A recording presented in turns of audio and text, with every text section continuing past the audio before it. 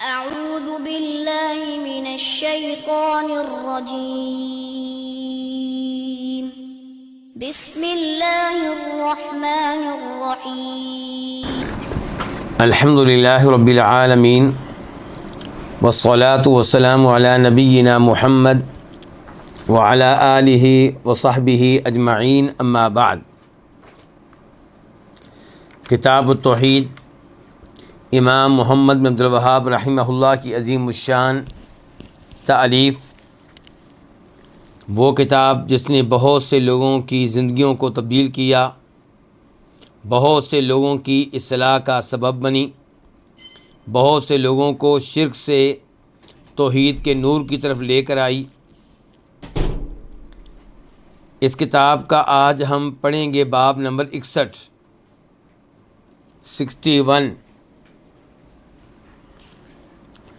باب ما جاء فی کثرت الحلف، باب جو کچھ آیا ہے کثرت سے قسم اٹھانے کے بارے میں۔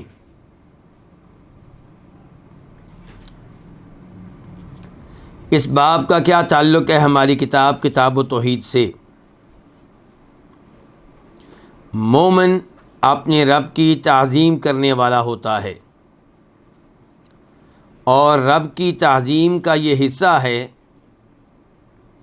کہ رب کے نام پہ جو قسمیں اٹھائی جاتی ہیں آپ ان کی حفاظت کریں۔ اور یہ حفاظت دو طرح کی ہوتی ہے، ایک یہ ہے کہ قسم کی حفاظت کی جائے قسم اٹھانے سے پہلے، اور دوسرا یہ ہے کہ قسم کی حفاظت کی جائے قسم اٹھا لینے کے بعد۔ قسم اٹھا لینے سے پہلے حفاظت کا مطلب کیا ہے کہ آپ بہت زیادہ قسمیں نہ اٹھائیں، اور قسم اٹھا لینے کے بعد قسم کی حفاظت کیسے ہوگی کہ قسم کو آپ پورا کریں، قسم کو بلا وجہ توڑنے سے گریز کریں، اور اگر آپ قسم کو پورا نہ کر سکیں تو پھر قسم کا کفارہ ادا کریں۔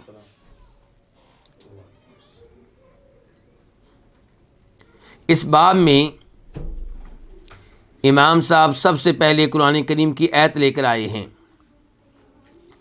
کہتے ہیں کہ وقول اللہ تعالی، کہ یہ باب ہے اللہ کے اس فرمان کے بارے میں کہ واحفظوا ایمانکم، اور اپنی قسموں کی حفاظت کرو۔ علماء تفسیر نے اس آیت کی تفسیر دو طرح سے کی ہے، ایک یہی کہ اپنی قسموں کی حفاظت کرو، یعنی کہ کثرت سے قسمیں نہ اٹھاؤ، بلا وجہ قسمیں نہ اٹھاؤ،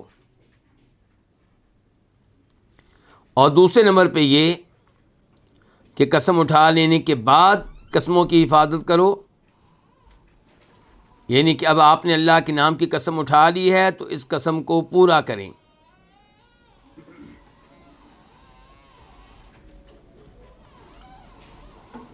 عن ابی ہریرہ رضی اللہ عنہ سمعت رسول اللہ صلی اللہ علیہ وسلم یقول الحلف منفقۃ للسلعہ ممحقۃ للکسب، اخرجاہ۔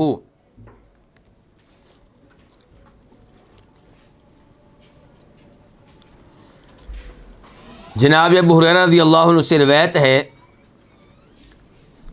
وہ کہتے ہیں کہ میں نے سنا نبی صلی اللہ علیہ وسلم سے کہ آپ فرما رہے تھے الحلف، قسم اٹھانا، منفقۃ للسلعہ، سلعہ کا معنی کیا ہوتا ہے؟ سلعہ سودے کو کہتے ہیں، مال کو کہتے ہیں، سامان کو کہتے ہیں۔ منفقہ یہ مصدر میمی ہے اسم فاعل کے معنی میں، مطلب یہ ہے کہ قسم سودے کو بکوا دینے والی ہے.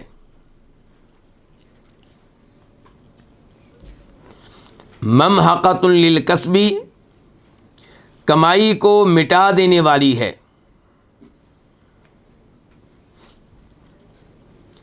یہ ممحقہ بھی مصدر میمی ہے اور یہ بھی اسم الفاعل کے معنی میں ہے.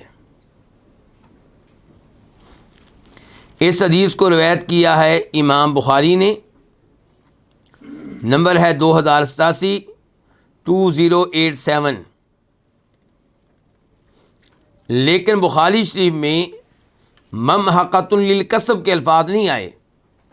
یہاں پہ کیا الفاظ ہیں کہ کمائی کو مٹا دینے والی ہے کیا؟ قسم. بخاری میں الفاظ آئے ممحقۃ للبرکہ، کہ قسم جو ہے یہ برکت کو مٹا دینے والی ہے.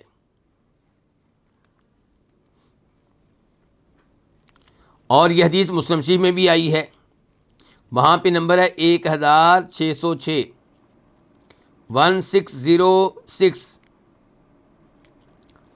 اور مطلب کیا ہے کہ ممحقۃ اور وہاں پہ الفاظ کیا ہے؟ ممحقۃ للربح، کہ قسم جو ہے یہ منافع کو، فائدے کو مٹا دینے والی ہے.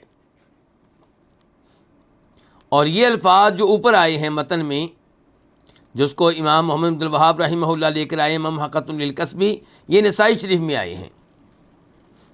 نسائی شریف میں ان کا نمبر ہے 4461 4461.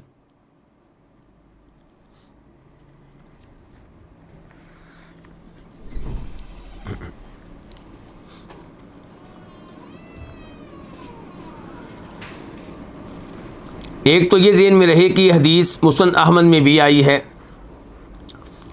اور وہاں پہ نمبر ہے 7207 7207.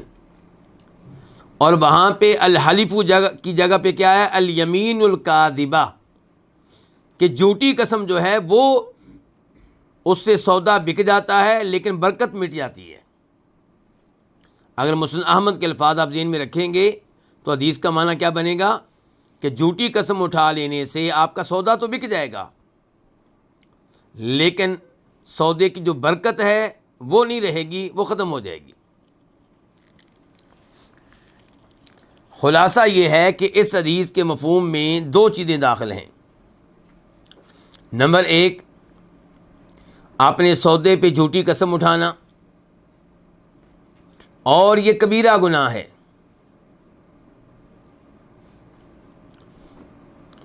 اس بارے میں یہ حدیث ذہن میں رہے جسے جناب ابو ہریرہ روایت کرتے ہیں کہ فرمایا نبی علیہ الصلوۃ والسلام نے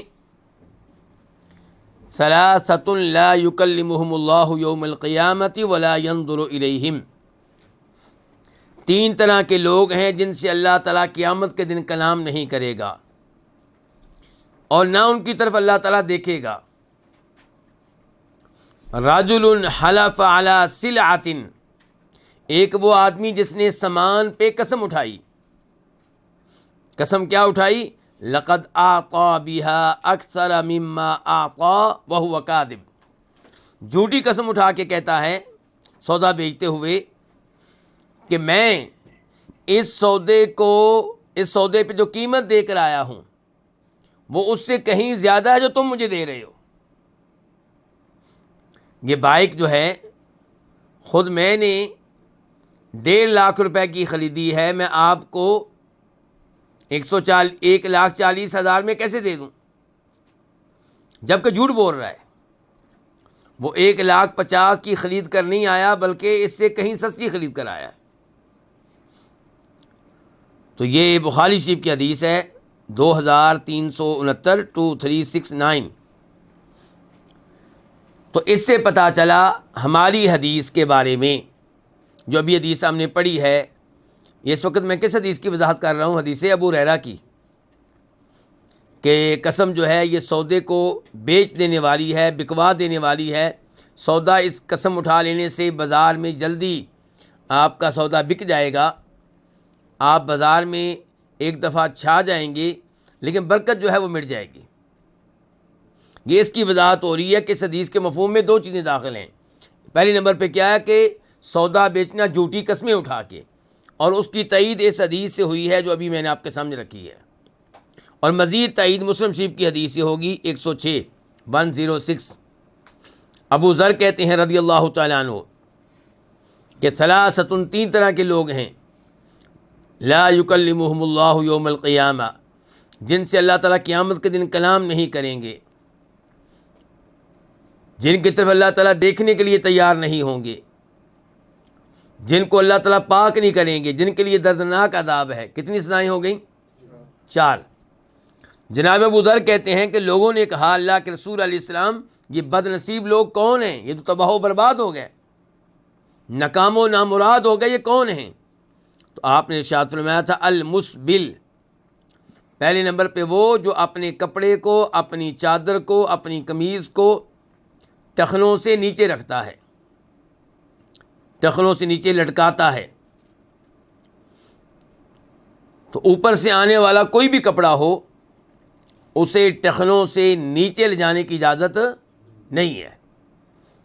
البتہ جرابیں وہ آپ ٹخنوں سے اوپر لے جا سکتے ہیں، وہ اوپر سے نیچے نہیں آ رہی بلکہ نیچے سے اوپر جا رہی ہیں۔ اور یہاں بات ہو رہی اسبال کی، کپڑا لٹکانا، تو پتہ چلا کہ ٹخنوں سے نیچے اپنی شلوار رکھنا، پینٹ رکھنا، قمیض رکھنا، یہ کیا ہے؟ کون سا گناہ ہے؟ کبیرہ گناہ ہے۔ والمنان، اور احسان کر کے احسان جتانے والا، نیکی کر کے نیکی جتانے والا۔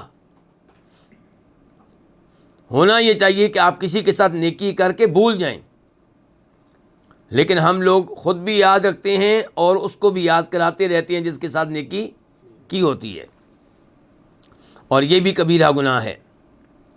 والمنفق سلعتہ بالحلف الکاذب، تیسرے نمبر پہ وہ جو اپنا سامان اسے رواج دینے والا ہے، اسے منڈی میں چلا لینے والا ہے، اسے بیچ ڈالنے والا ہے، لیکن جھوٹی قسموں کے ساتھ۔ تو یہ 2 حدیثیں میں نے آپ کے سامنے رکھی ہیں، ایک حدیث ابو ذر اور ایک حدیث ابو ہریرہ۔ ابو ہریرہ کی حدیث جو ہے بخاری میں آئی ہے، ابو ذر کی حدیث مسلم میں آئی ہے رضی اللہ تعالی عنہم جمیعا۔ یہ 2 حدیثیں آپ کے سامنے کیوں رکھی ہیں؟ کیا بتانے کے لیے؟ آپ کی توجہ میرے ساتھ ہے؟ نہیں، یہ موضوع نہیں ہے کہ کبیرہ گناہ، وہ تو ویسے میں نے اضافی طور پہ بیان کیا، یہ بتانے کے لیے کہ جو اصل حدیث ہم پڑھ رہے ہیں کتاب التوحید میں، جو چھوٹی سی حدیث پڑھ رہے ہیں ہم، اس کے مفہوم میں 2 چیزیں داخل ہیں۔ یہ جو آپ نے کہا ہے نا کہ الحلف منفقۃ للسلع ممحقۃ للکسب، قسم اٹھانے سے آپ کا سودا بک جائے گا لیکن کمائی برکت مٹ جائے گی، اس کے مفہوم میں 2 چیزیں داخل ہیں۔ نمبر 1، قسم سے مراد کیا ہوگا؟ جھوٹی قسم اٹھا کے سودا بیچنا، اور نمبر 2 اب بتانے لگا ہوں وہ یہ ہے کہ کوئی چیز بیچتے ہوئے، خریدتے ہوئے کثرت سے قسمیں اٹھانا، چاہے اس میں جھوٹ نہ ہو۔ سامان بیچنے کے لیے، کاروبار کرنے کے لیے کثرت سے جھوٹی قسمیں اٹھانا یہ بھی مذموم ہے، شریعت نے اس کو بھی ناپسند کیا ہے۔ اللہ تعالیٰ کے نام کو آپ اپنی دنیا کے لیے کثرت سے استعمال کر رہے ہیں، اللہ کے نام کی آپ نے ہیبت ہی ختم کر دی ہے، اللہ کے نام کو آپ نے کھیل تماشا بنا لیا ہے۔ یہ مفہوم ہم نے کہاں سے لیا؟ اس کی دلیل کیا ہے؟ ابو قتادہ رضی اللہ عنہ کی حدیث ہے، مسلم شریف میں آئی ہے، نمبر ہے 1607 1607۔ فرمایا نبی علیہ الصلوۃ والسلام نے ایاکم وکثرۃ الحلیف فی البیع، بیع میں بہت زیادہ قسمیں اٹھانے سے بچو، فإنہ ینفق، بہت زیادہ قسمیں اٹھانے سے آپ کا سامان منڈی میں بک جائے گا، آپ چھا جائیں گے، دھڑا دھڑ لوگ آپ کا مال خریدیں گے، ثم یمحق، پھر کیا ہوگا؟ پھر مٹ جائے گا، برکت نہیں رہے گی۔ اور علماء کرام نے برکت نہ ہونے کی ایک مثال یہ بھی دی ہے کہ آپ نے 4 دن قسمیں اٹھائیں، 4 دن بہت رش رہا، اب جو بھی آپ کا سامان لے کر گیا اس کو بعد میں احساس ہوا کہ جھوٹی قسم اٹھائی گئی ہے، اب لوگ آپ کو کیا سمجھنا شروع ہو گئے ہیں؟ جھوٹا، اور لوگوں کو آپ کی گفتگو پہ اعتماد نہیں رہے گا، آپ کی قسموں پہ اعتماد نہیں رہے گا، تو اب گاہک بڑھنا شروع ہوں گے کہ کم ہونا شروع ہو جائیں گے؟ اب کم ہونا شروع ہو جائیں گے۔ جبکہ وہ آدمی جو سچائی سے کام لیتا ہے، شروع میں اس کے گاہک زیادہ نہیں ہوں گے، لیکن جیسے جیسے لوگوں کو پتہ چلے گا کہ یہ بات درست کرتا ہے، چاہے اس کو نقصان ہو، دھوکہ دینے والا نہیں ہے، 2 نمبری کرنے والا نہیں ہے، وہ آہستہ آہستہ مارکیٹ میں چھا جائے گا، اور اس کی آئندہ زندگی مارکیٹ میں بڑے سکون سے گزرے گی، بڑے اعتماد کے ساتھ گزرے گی، آخر میں جا کر اسی کی شاپ میں رش ہوگا۔ برکت کے مٹ جانے کی اور بھی کئی مثالیں ہیں۔ مثال کے طور پہ کمانے کا مقصد کیا ہے؟ کہ آپ کو خوشیاں ملیں، آپ کو راحت ملے، آپ کو سکون ملے، آپ بھی خوشی کی زندگی گزاریں، آپ کی بیگم بچے بھی خوشی کی زندگی گزاریں، سعادت کی زندگی گزاریں۔ لیکن جب آپ حرام کمانے والے ہوں گے، سود کمانے والے ہوں گے، یمحق اللہ الربا ویربی الصدقات، اور کسی بھی طریقے سے حرام مال گھر میں لے کر آتے ہیں، حرام و حلال کا خیال نہیں کرتے، تو کیا ہوگا؟ بظاہر آپ کا مال بہت زیادہ ہوگا، آپ کا مال لاکھوں میں ہوگا، کروڑوں میں ہوگا، اربوں میں ہوگا، لیکن سکون سے آپ محروم ہوں گے۔ گھر میں آپ کو ایک نحوست چھائی ہوئی محسوس ہوگی، گھر کے افراد آپس میں پیار و محبت سے ملنے والے نہیں ہوں گے، اور ہو سکتا ہے کہ اکثر لوگ ایسے ہوں جن کو رات کو نیند ہی نہ آتی ہو۔ تو یہ سب برکت کے مٹ جانے کی مثالیں ہیں۔ اس کی برعکس آپ دیکھیں، ایک غریب آدمی ہے، حلال و حرام کا خیال کرتا ہے، توحید کے اوپر ہے، نماز پڑھنے والا ہے، واجبات پہ عمل کرتا ہے، کبیرہ گناہوں سے دور رہتا ہے، لیکن اس کی کمائی بہت کم ہے، جو کما کر لاتا ہے گھر میں اسی دن ختم ہو جاتا ہے، لیکن بڑی سعادت کی نیند سوتا ہے، کھانا کھاتا ہے بڑے آرام سے، بڑی خوشی سے، کھانا کھاتے اس کو لذت محسوس ہوتی ہے، اس کا جسم کھانے کو قبول کرتا ہے، کھانا کھانے کے بعد اس کے لیے مسائل پیدا نہیں ہوتے، بچوں کے ساتھ سعادت کی زندگی گزار رہا ہے۔ تو یہ ہے برکت۔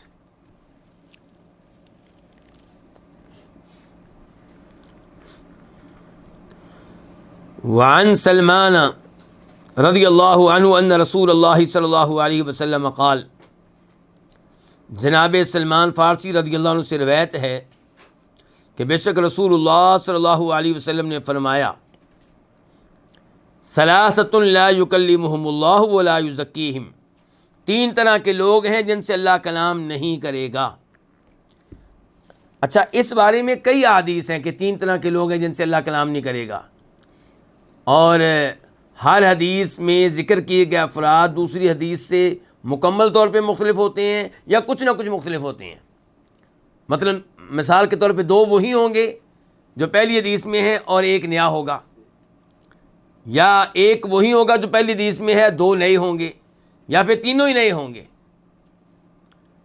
تو پھر اس حدیث کا کیا مطلب ہوتا ہے کہ 3 طرح کے لوگ ہیں؟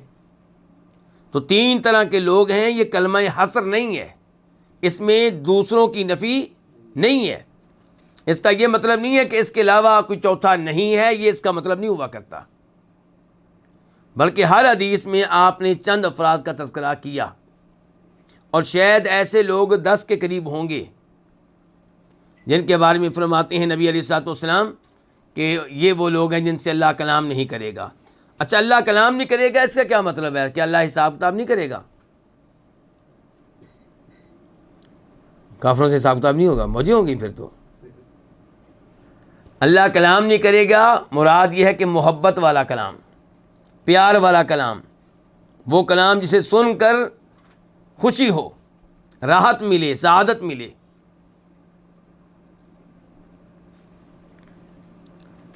تو 3 طرح کے لوگ ہیں، لا یکلمہم اللہ، جن سے اللہ کلام نہیں کرے گا، ولا یزکیہم، اور نہ ہی اللہ تعالیٰ ان کو پاک کرے گا۔ لا یزکیم کا مطلب کیا ہے؟ اس کے 2 مطلب علماء کرام نے بیان کیے ہیں۔ نمبر 1، اللہ تعالیٰ اس کے گناہ معاف نہیں کرے گا، بلکہ اسے ان گناہوں پہ سزا ملے گی۔ اور دوسرا مطلب یہ بیان کیا گیا کہ لا یزکیہم، اللہ تعالیٰ ایسے لوگوں کی تعریف نہیں کرے گا، ایسے لوگوں کو کوئی شاباش نہیں ملے گی۔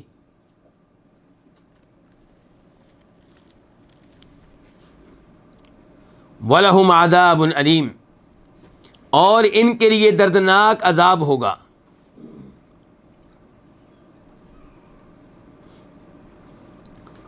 اُشَیمِۃٌ زَانٍ، اشیمت کس کو کہتے ہیں؟ یہ اشمت کی تصغیر ہے۔ اشمت وہ آدمی جس کے بالوں میں بڑھاپا ظاہر ہو چکا ہو، سفیدی ظاہر ہو چکی ہو۔ تو اشیمت، شیمت کا معنی کیا ہوگا پھر؟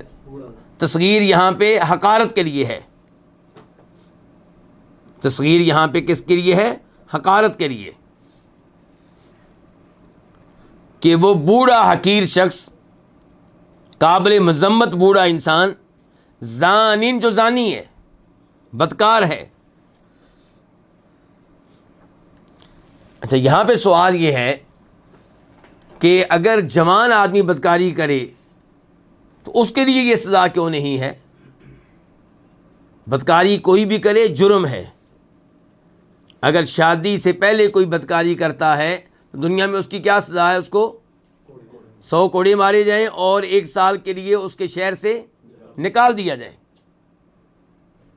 اور آخرت کی سزائیں اس کے علاوہ ہیں، الا یہ کہ فوت ہونے سے پہلے سچی توبہ کر لے، اللہ کو منا لے۔ اور اگر شادی شدہ ہے تو پھر اس کو پتھر مار مار کر ختم کر دیا جائے گا، ہلاک کر دیا جائے گا۔ تو بدکاری ہر شکل میں قابل مذمت ہے، لیکن بوڑھا انسان جوانی گزار لی، بڑھاپے میں قدم رکھ چکا، آخرت کی تیاری کا وقت ہے، سفید بال کیا پیغام دے رہے ہیں کہ قبر میں جانے کی تیاری کرو۔ گھر میں اپنی اولاد ہے، بیٹے ہیں، بیٹیاں ہیں، اور اس عمر میں یہ حرکت کر رہا ہے، یعنی کہ اس عمر میں اس جرم کا کوئی داعیہ نہیں ہے، کوئی تقاضا نہیں ہے، کوئی سبب نہیں ہے، تو اس لیے یہ آدمی قابل نفرت ہے، یہ آدمی قابل مذمت ہے۔ تو فرمایا گیا کہ اشیمۃ زانٍ،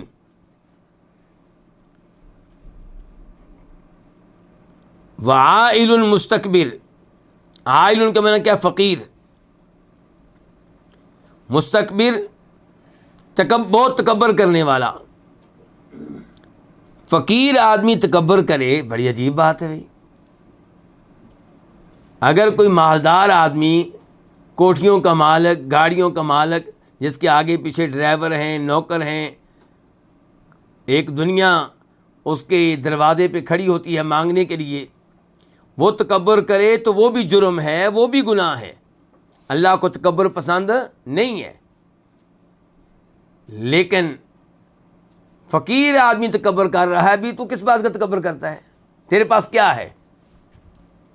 وہ تکبر کرتا ہے تو کم از کم تکبر کے اسباب موجود ہیں، ہے وہ بھی مجرم، یہ بھی مجرم، لیکن یہ فقیر ہونے کے باوجود تکبر کر رہا ہے تو یہ بڑا مجرم ہے، کیونکہ تکبر کرنے کی کوئی وجہ نہیں ہے، تکبر کرنے کا کوئی سبب نہیں ہے۔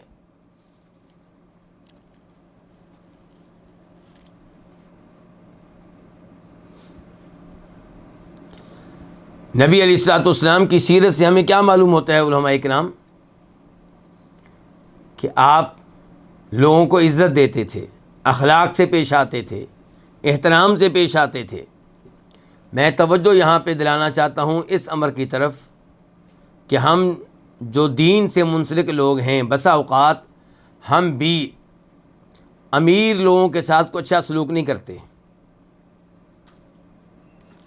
مدرسے میں اگر کوئی امیر آدمی آ جاتا ہے تو 2 طرح کا رویہ پایا جاتا ہے، ایک کیا کہ اس کا مال دیکھ کے اس سے متاثر ہونا، اس کی گاڑی دیکھ کر اس کے متاثر ہونا، اس کے دائیں بائیں آگے پیچھے ہونا، لیکن آگے پیچھے کس کی خاطر ہو رہے ہیں؟ دنیا کی خاطر۔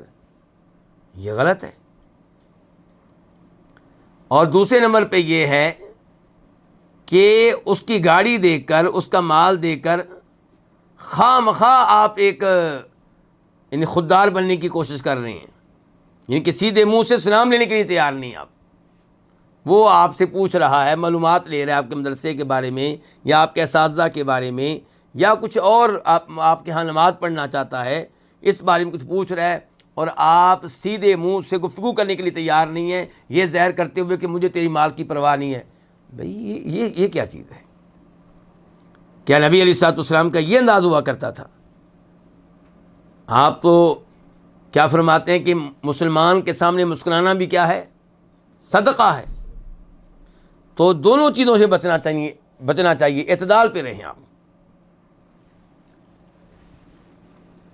تیسرے نمبر پہ وَرَجُلٌ جَعَلَ اللَّهُ بِضَاعَتَهُ لَا يَشْتَرِي إِلَّا بِيَمِينِهِ وَلَا يَبِيعُ إِلَّا بِيَمِينِهِ.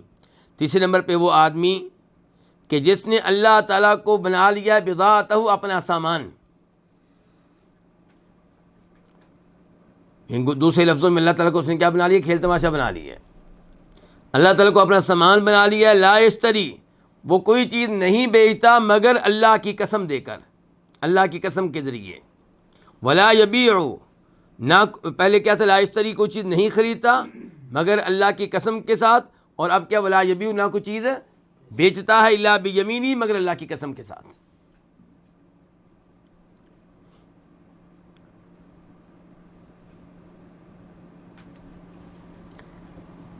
اس سے تائید ہو رہی ہے پچھلی حدیث کے دوسرے مفہوم کی کہ سامان بیچنے کے لیے کثرت سے اللہ کی قسمیں اٹھانا قابل مذمت ہے، چاہے قسم میں آپ کیا ہوں؟ سچے ہوں.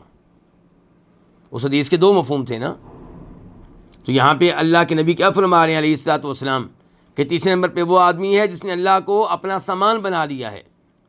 تفسیر آپ نے خود ہی کر دی، اس کی وضاحت خود ہی کر دی آپ نے. کیا کہ وہ نہیں کوئی چیز خریدتا مگر اللہ کی قسم کے ساتھ، اور نہیں کوئی چیز بیچتا مگر اللہ کی قسم کے ساتھ.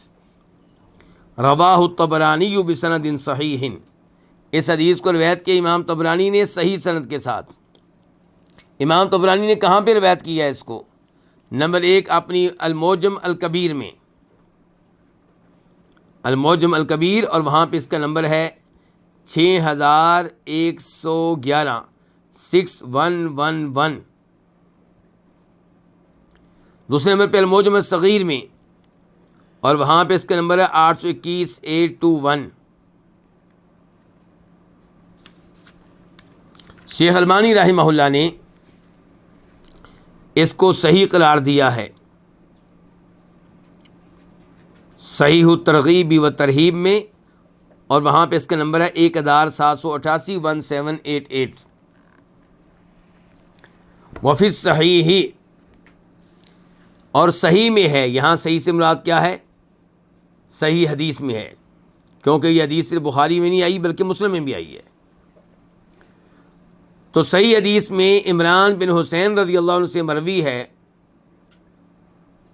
انہوں نے کہا کہ فرمایا رسول اللہ صلی اللہ علیہ وسلم نے، خیر امتی قرنی، میری امت کے بہترین لوگ قرنی، میرے زمانے کے لوگ ہیں. قرن سے مراد وہ عرصہ ہے جس میں ایک عمر کے لوگ وفات پا دیں. تو اس کو یعنی کہ قرن کہا جائے گا اس زمانے کو، اور اس زمانے میں رہنے والے لوگوں کو بھی کیا کہتے ہیں؟ قرن کہہ دیتے ہیں. تو ترجمہ کیا ہوا کہ میری امت کے بہترین لوگ کون ہیں؟ قرنی، میرے زمانے کے لوگ. یہ فرما رہے ہیں نبی علیہ الصلوۃ والسلام. آپ کے زمانے میں کون ہوا کرتے تھے؟ صحابہ کرام. اور رافضی لوگ کیا کہتے ہیں کہ بدترین لوگ کون ہیں؟ آپ کے صحابہ کرام. اللہ کے نبی کہہ رہے ہیں یہ میری امت کے بہترین لوگ ہیں.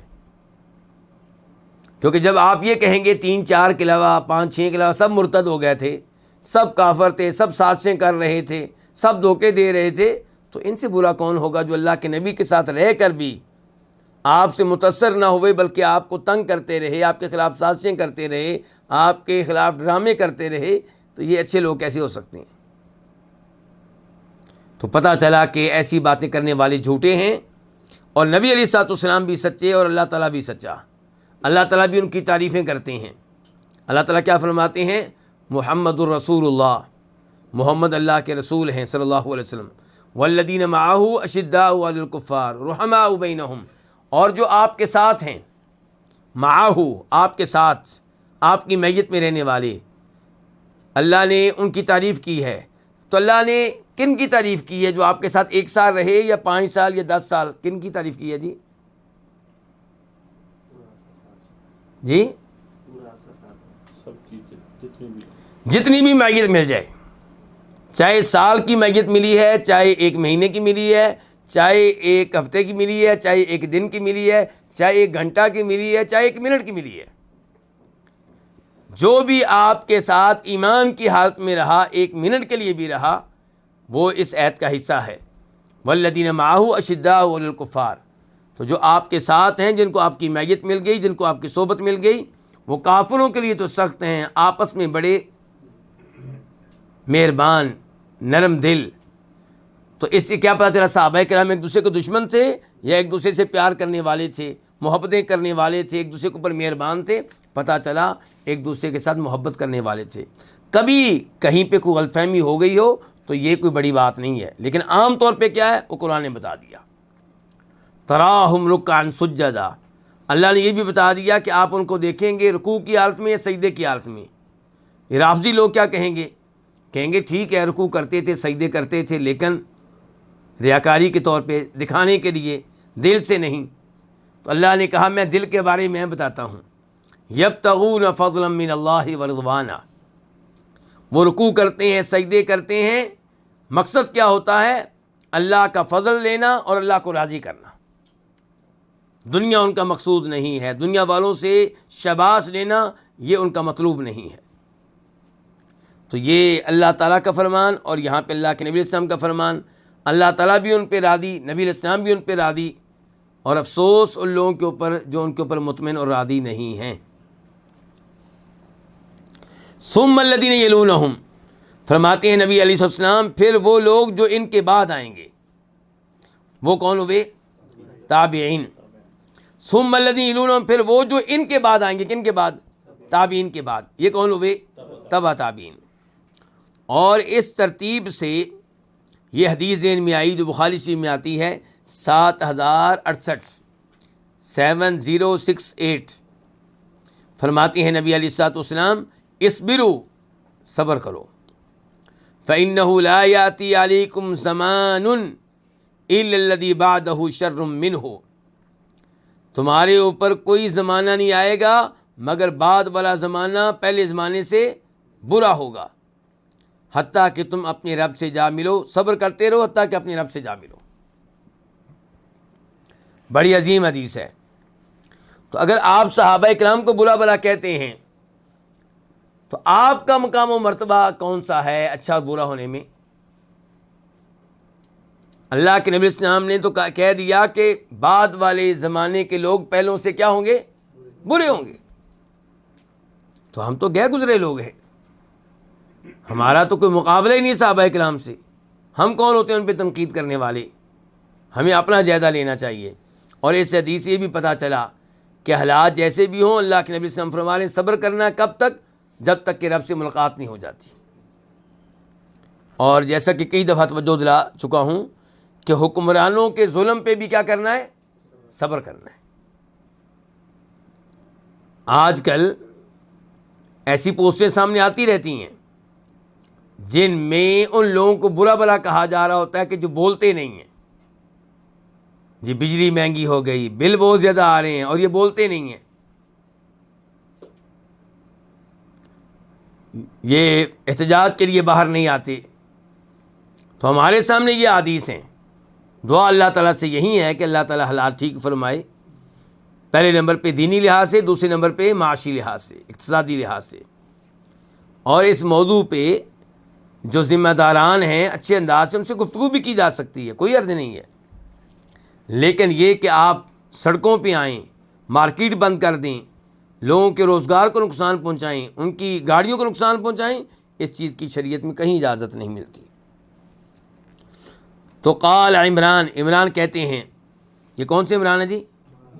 عمران بن حسین، اس حدیث کے راوی صحابی رضی اللہ تعالیٰ عنہ، فلا ادری، مجھے نہیں معلوم، اذکر بعد قرنہ مرتین او ثلاثہ، کیا آپ نے اپنے زمانے کے بعد جو بعد والے زمانے ذکر کیے ہیں وہ 2 مرتبہ ذکر کیے ہیں یا 3 مرتبہ؟ اگر 2 مرتبہ آپ کہیں گے تو پہلا زمانہ تو آپ کا ہو گیا صحابہ کا، دوسرا تابعین کا، تیسرا تبع تابعین کا. اور اگر آپ کہیں گے 3 مرتبہ تو پھر پہلا زمانہ آپ کے صحابہ کا، دوسرا تابعین کا، تیسرا تبع تابعین کا، اور چوتھا ان کے بعد آئیں گے. تو دیگر احادیث سے کیا معلوم ہوتا ہے کہ آپ نے اپنے زمانے کے بعد مزید کتنے زمانے ذکر کیے تھے؟ 2، 3 نہیں بلکہ 2. اور یہاں پہ عمران بن حسین کو شک ہوا ہے، لیکن دیگر صحابہ کرام کی روایات سے پتہ چلتا ہے کہ آپ نے اپنے زمانے کے بعد مزید 2 زمانے ذکر کیے تھے، 3 نہیں. ثم ان بعدکم قوما یشہدون ولا یستشہدون، پھر بے شک تمہارے بعد ایسے لوگ آئیں گے جو گواہیاں دیں گے اور جب کہ ان سے گواہی مانگی نہیں جائے گی، ان سے گواہی دینے کا مطالبہ نہیں کیا جائے گا. تو کیا پھر گواہی نہیں دینی چاہیے جب تک کہ آپ سے مطالبہ نہ کیا جائے؟ اس سے مراد وہ لوگ ہیں جو جھوٹی گواہیاں دینے والے ہوں گے، پیسے لے کر اپنے مفادات کے لیے جیسی چاہیں آپ ان سے گواہی لے لیں. اور ایسے لوگ آج بھی آپ کو عدالتوں کے باہر کچہریوں میں مل جائیں گے، جو کسی بھی کیس میں گواہ بننے کے لیے تیار بیٹھے ہیں. بس ان کی جیب گرم کر دی جائے، ان کو کچھ نہ کچھ مال دے دیا جائے. تو پھر بے شک تمہارے بعد ایسے لوگ آئیں گے جو گواہ بنیں گے جب کہ ان سے گواہی طلب نہیں کی جائے گی. اس سے مطلب یہ ہوا گواہی طلب بھی نہیں کی گئی اور ان کی گواہی کی حاجت بھی نہیں ہے، ضرورت بھی نہیں ہے. ہاں وہ گواہ جو دیکھتا ہے کہ عدالت میں کوئی کیس چل رہا ہے، قتل کا کیس ہے مثال کے طور پہ، اور میں نے دیکھا تھا قاتل کو قتل کرتے ہوئے، تو اس کو چاہیے کہ سامنے آئے، وہ گواہی دے. الا یہ کہ اس کی جان کو خطرہ ہو تو الگ معاملہ ہے، تو اس کو گواہی دینی چاہیے. لیکن یہاں پہ بات اس کی ہو رہی ہے جس سے گواہی مانگی بھی نہیں گئی اور وہ خود ہی پیشکش کرتا پھر رہا ہے. گواہی مانگی بھی نہیں گئی اور اس کی گواہی کی حاجت بھی نہیں ہے. وَيَخُونُونَ وَلَا يُؤْتَمَنُونَ، اور ایسے لوگ آئیں گے جو خیانت کریں گے، انہیں امانت دار نہیں سمجھا جائے گا، انہیں امین نہیں جانا جائے گا، ان پہ اعتماد نہیں کیا جائے گا. اچھا یہ صحابہ کرام ہیں یا بعد میں آئیں گے؟ یہ بعد میں آئیں گے. اس کا مطلب ہے کہ صحابہ کرام پاس ہو گئے، ان میں یہ بری خصلتیں نہیں ہیں. آپ کہہ رہے ہیں تمہارے بعد ایسے لوگ آئیں گے.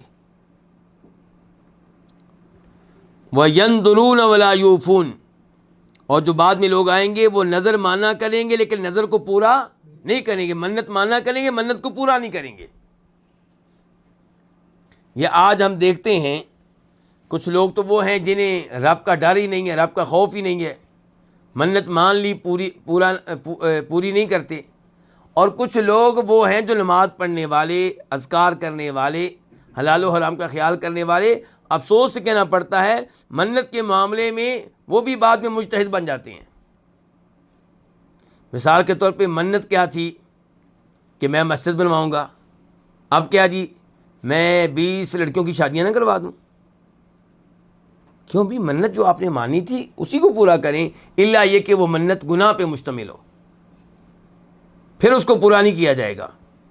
لیکن جب وہ منت جو آپ نے مانی ہے گناہ پہ مشتمل نہیں ہے تو اسی منت کو آپ پورا کریں. اللہ رب العزت نے قرآن کریم میں تعریف کی ہے اور نبی علیہ السلام نے ان لوگوں کی کہ جو منت ماننے کے بعد منت کو کیا کرتے ہیں؟ پورا کرتے ہیں. قرآن میں کہاں تذکرہ آیا جی؟ یوفون بالنذری. نیک لوگ کون ہیں؟ جنت میں جانے والے لوگ کون ہیں؟ جو نظر کو پورا کرتے ہیں، منت مان لیے تو اس کو پورا کرتے ہیں. منت مان لیتے ہیں جی یا اللہ بیٹا نہیں ہے، بیٹا دے دے ہم حافظ قرآن بنائیں گے. جب بچہ آ گیا اب اس کی شروع سے غلط تربیت کی جا رہی ہے، اتنے لاٹ کہ اب حفظ کرانا مشکل محسوس ہو رہا ہے. کیوں جی؟ وہ مدرسے میں تو بچے کے معیار کے مطابق کھانا نہیں ملے گا، بچے کے معیار کے مطابق یہ نہیں ہوگا وہ نہیں ہوگا. اب رب کو بھول گئے. جب نعمت نہیں تھی تب منت کے اوپر منت مان رہے تھے، جب مل گئی ہے اب منت کو پورا کرنے کے لیے تیار نہیں ہے۔ وَيَظْهَرْ فِيهِمُ السِّمَنُ، اور ان میں موٹاپا عام ہو جائے گا، موٹاپا ان میں پھیل جائے گا۔ اس حدیث کو امام بخاری نے روایت کیا، نمبر ہے اس کا 3650، 3650، اور مسلم میں بھی یہ حدیث آئی ہے، وہاں پہ نمبر ہے 2535، 2535۔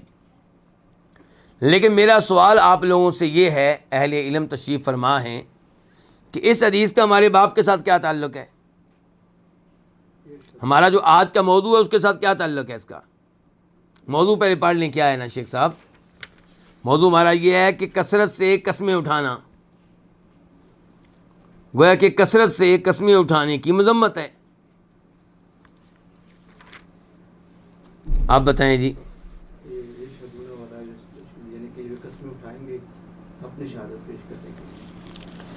تو اس بارے میں ترمذی شریف میں حدیث آتی ہے، یہی حدیث جب ترمذی شریف میں آتی ہے 2303،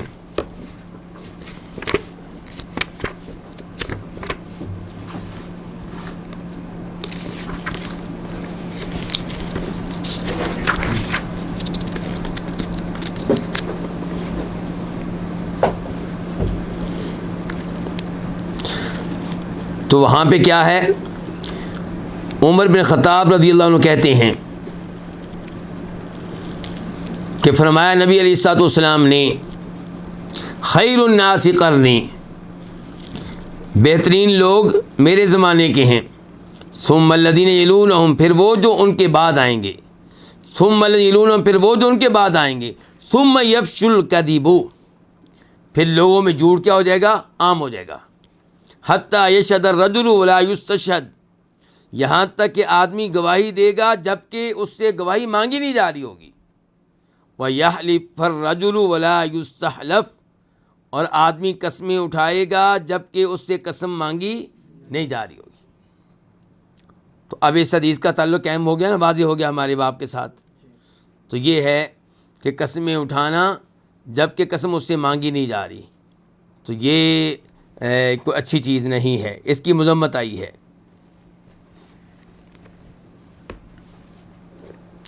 اور اگر یہ ترمذی شریف کی حدیث نہ بھی ہو، پھر بھی یہ جو الفاظ آئے نا کہ یشہدون ولا یستشہدون، وہ گواہیاں دیں گے جبکہ گواہیاں ان سے مانگی نہیں جائیں گی، یہ گواہی اللہ کے نام کے ساتھ ہوگی، میں اللہ کی قسم اٹھا کے گواہی دیتا ہوں۔ وفیہ، اور اس میں ہے، یعنی کہ صحیح میں ہے، عن ابن مسعود، عبداللہ بن مسعود سے روایت ہے، اور یہ حدیث بھی بخاری مسلم دونوں میں آئی ہے۔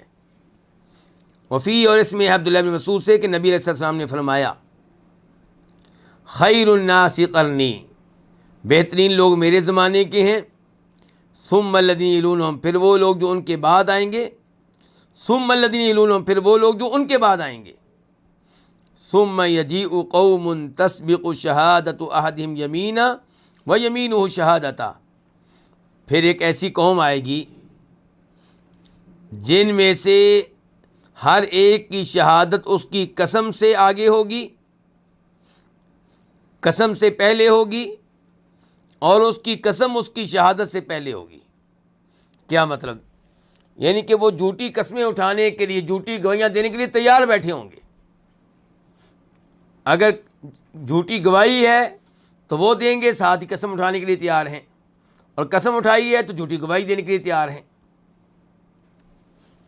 تو یہ حدیث جو ہے، جو ابھی ہم نے پڑھی ہے، یہ بخاری میں آئی ہے، نمبر ہے اس کا 2652، 2652، اور مسلم میں آئی ہے، نمبر ہے 2533، 2533۔ یہ حدیث جو ہے اس کا تعلق باب کے ساتھ واضح ہے، اور کچھ علماء کرام نے یہ بھی کہا ہے کہ یہ حدیث دراصل پچھلی حدیث کی وضاحت ہے۔ پچھلی حدیث میں عمران بن حسین کو شک تھا کہ نبی علیہ الصلوۃ والسلام نے اپنے زمانے کے بعد کتنے زمانے ذکر کیے۔ عبداللہ بن مسعود کی حدیث نے بتا دیا کہ کتنے زمانے ذکر کیے آپ نے؟ 2۔ بغیر شک کے. اور تیسرے نمبر پہ یہ وضاحت آ گئی شہادت کی، گواہی کا تذکرہ پچھلی حدیث میں آیا تھا، اس کی مزید وضاحت یہاں پہ آ گئی کہ وہ گواہیاں دینے کے لیے، جھوٹی قسمیں اٹھانے کے لیے تیار بیٹھے ہوں گے. اور یہی ہمارا آج کا موضوع ہے. قال ابراہیم، ابراہیم کہتے ہیں، ابراہیم کون سے ہیں؟ ابراہیم النخعی. یہ کہاں سے آ گئے؟ یہ اصل میں عبداللہ بن مسعود اس حدیث کے راوی ہیں جو بھی ہم نے پڑھی ہے. ان سے اس حدیث کو روایت کرنے والے جو راوی ہیں، پھر ان سے جو روایت کرنے والے ہیں وہ ابراہیم النخعی ہیں. تو عبداللہ بن مسعود اس حدیث میں ابراہیم النخعی کے دادا استاد ہیں. تو وہ اس حدیث کو روایت کرنے کے بعد کہتے ہیں کانوا یضربوننا علی الشہادۃ والعہد، کہ وہ لوگ ہماری پٹائی کیا کرتے تھے. کون؟ یعنی کہ ہمارے بڑے. وہ لوگ ہماری پٹائی کیا کرتے تھے کس مسئلے میں؟ علی الشہادۃ، گواہی دینے کے معاملے میں، والعہد، اور عہد دینے کے معاملے میں، ونحن صغار، جب کہ ہم چھوٹے ہوتے تھے. یہ الفاظ بھی پچھلی حدیث کے ساتھ ہی آئے ہیں. اچھا، اب ایک تو ان الفاظ سے کیا پتہ چلا کہ چھوٹے بچوں کو تربیت کے طور پہ کسی بات پہ مارنا جائز ہے، اس میں کوئی حرج نہیں ہے. اگر بچہ جھوٹ بولتا ہے، جھوٹی قسمیں اٹھاتا ہے یا کثرت سے قسمیں اٹھاتا ہے، تو آپ اس کی ہلکی پھلکی پٹائی کرتے ہیں تاکہ اس کی یہ عادت جاتی رہے، تو اس میں کوئی حرج نہیں ہے. لیکن اس کا مطلب یہ نہیں کہ آپ آغاز ہی پٹائی سے کریں. آپ ایک بار سمجھائیں، 2 بار سمجھائیں، 3 بار سمجھائیں. جب وہ باز نہیں آتا تو پھر ہلکی پھلکی پٹائی کرنے میں کوئی حرج نہیں ہے. اور ابراہیم نخعی یہ نہیں کہہ رہے کہ میرے والد صاحب، کہتے ہیں کہ ہم لوگ، یعنی کہ ہم سالے جو بچے تھے، ہم بچوں کے جو بڑے تھے وہ ہماری پٹائی کیا کرتے تھے ایسے امور میں. اس سے پتہ چلا کہ بچوں کی تربیت چھوٹی عمر میں کرنی چاہیے.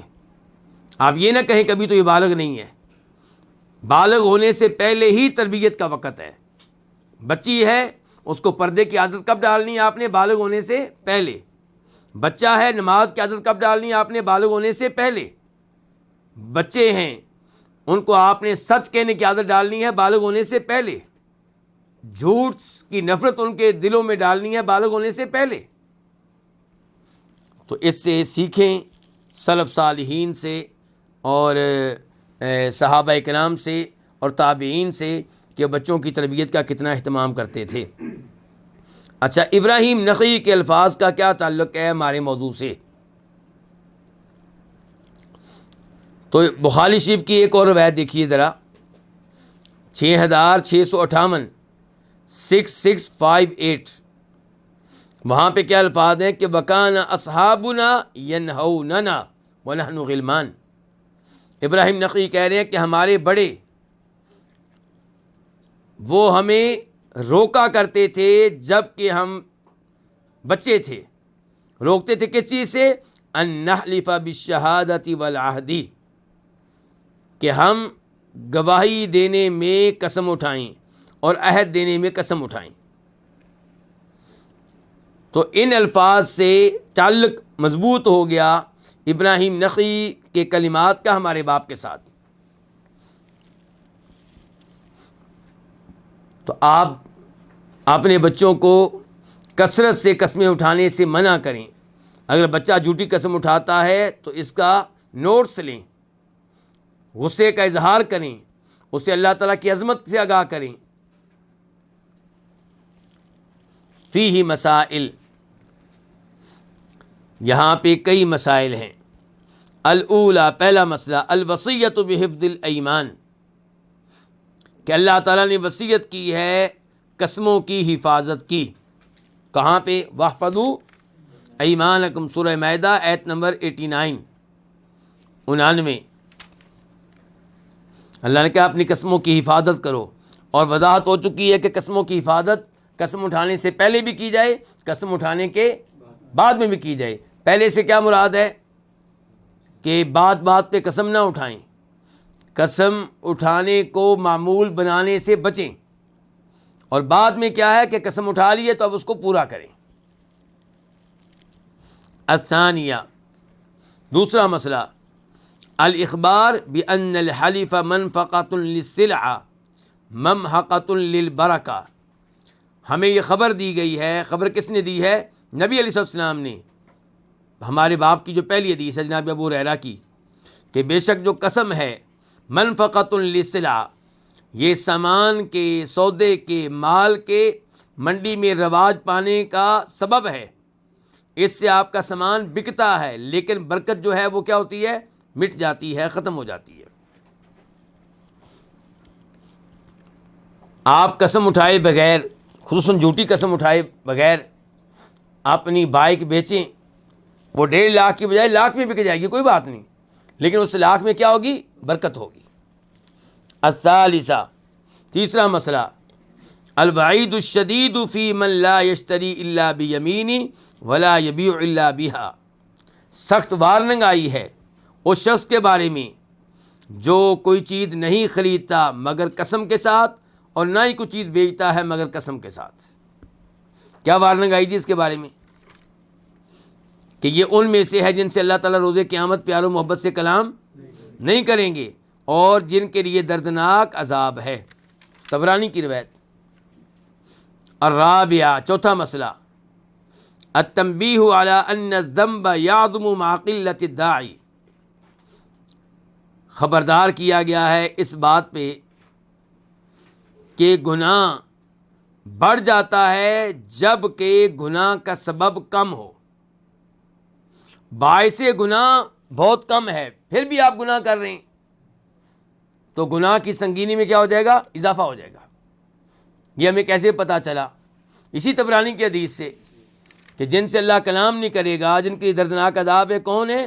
وہ جو بڑھاپے میں ہونے کے باوجود بدکاری کرتا ہے، اور جو فقیر ہونے کے باوجود تکبر کرتا ہے، اور جس نے اللہ کی قسم کو اپنا کیا بنا لیا؟ سامان بنا لیا.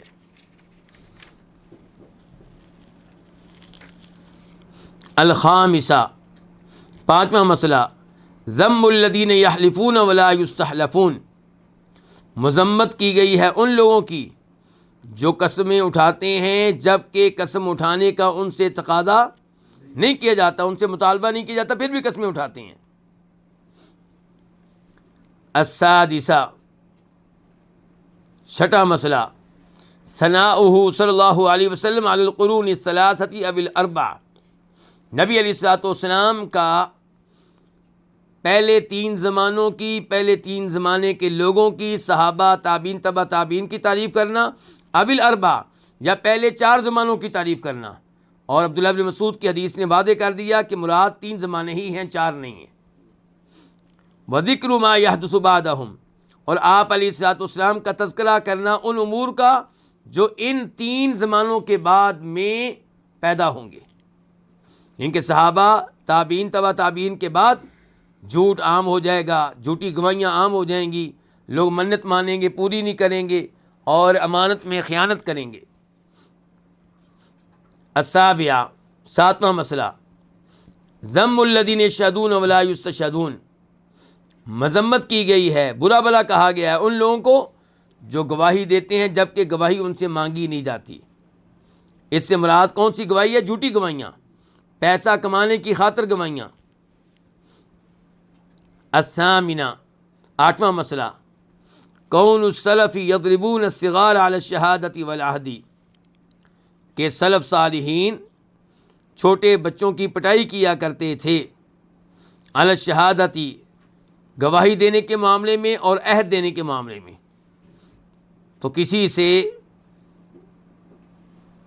عہد کر لینا اور پھر اس کو پورا نہ کرنا، یہ کوئی اچھی چیز نہیں ہے. اس لیے بچوں کو عہد کرنے سے، وعدے دینے سے، معاہدے کرنے سے روکا جائے، خصوصاً جب کہ وہ یہ عہد کر رہے ہوں اللہ کا نام لے کر. اور ایسے ہی انہیں گواہیاں دینے سے خبردار کیا جائے، ایسا نہ ہو کہ ان کو عادت پڑ جائے جھوٹی گواہیاں دینے کی. تو یہ تھا آج کا باب، کہ بہت زیادہ قسم اٹھانے کی مذمت آئی ہے، کیونکہ اللہ تعالیٰ کے نام کی ایک ہیبت ہے، اللہ کے نام کی ایک عظمت ہے، اس کا خیال کرنا چاہیے. اور اللہ کے نام کو جھوٹی قسمیں اٹھانے کے لیے استعمال کرنا یا کاروبار چمکانے کے لیے استعمال کرنا یہ مناسب نہیں ہے. وصلی اللہ تعالی علی نبینا محمد وعلی آلہ وصحبہ اجمعین.